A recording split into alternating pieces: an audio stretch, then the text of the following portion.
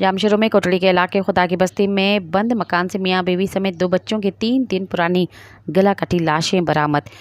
इस हवाले से मजीद तफसीलात बता रहे हैं जामशोरों से शाहनवाज शाह।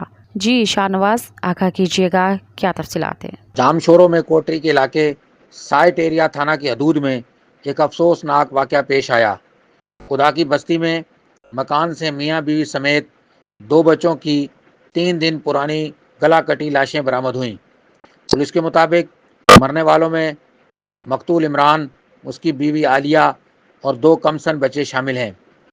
नामालूम अफराद ने चारों अफराद को छुरियों के वार करके कत्ल करने के बाद घर को ताला लगाकर फरार हो गए। घर से बदबू आने पर इलाका मकीनों ने थाने पर इतला दी। पुलिस ने मौके पर पहुंचकर चारों लाशों को तहवील में लेकर तालका अस्पताल कोटरी मुंतकिल कर दिया।